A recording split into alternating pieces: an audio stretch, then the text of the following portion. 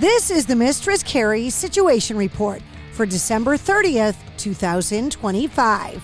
According to Forbes magazine, Beyoncé has become the 5th billionaire musician. Overall, there are 22 billionaire entertainers, but only 5 musicians.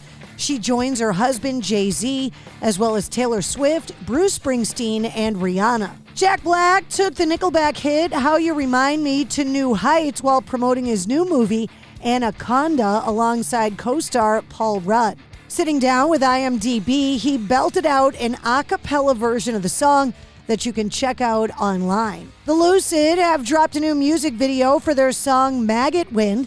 The band's drummer, Mike Heller, from Raven and Malignancy, came up with the concept of the video. The band also features David Ellefson, formerly of Megadeth, Vinnie Dombrowski from Sponge, and guitarist Drew Fortier. Clown from Slipknot has spoken out that he's in favor of AI, which he says is a, quote, professor in my pocket who only wants to do what I ask. Saying that he's employing AI 190% and that he's been using it his whole life. Thinking of it as a tool can be helpful to musicians, he said. In addition, he also claims to have used it to transform thousands and thousands of poems that he's written since he was young into something else. No one needs to use it, he said.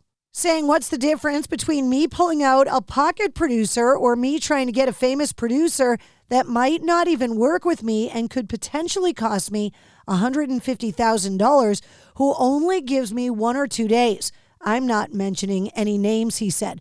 It's still going to take me to sing it. It'll still never be like it was.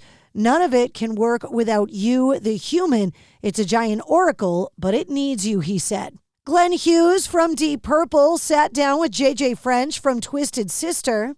During the interview, he talked about albums versus streaming singles, saying, quote, we don't live in a long player world anymore, do we, JJ? We don't live there anymore. Maybe you can release a single here and there, maybe a live thing coming out. Albums don't really mean anything unless you have a huge fan base, he said. The way I feel about it is, look, I've been playing the legacy songs for a couple of years now, and I've come to the point that I've done that now, and I've done it for years. I'm going to go back to simply being Glenn with all of those other great songs. I've done 18 solo albums that have done really well. I've got material from Trapeze. I've got Hughes Thrall. I've got other things I can play. I'm getting into a new era, and I want to play new songs, he said. And speaking of new music, Scott Anderson from Finger 11 talking about why it took the band so long to release their latest album, Last Night on Earth. Saying, quote, look, we're all dads and we're all husbands. We didn't do well with remote recording. We tried, but everybody's schedules, it's pretty filled up.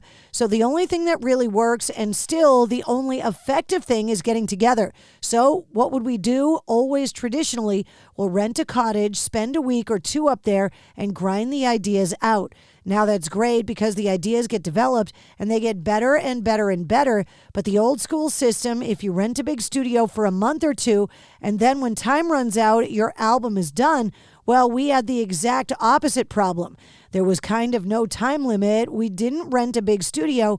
We would go to cottages and then we would go to Steve's house, who's the drummer in the band and the producer on this album, and we would just improve the material.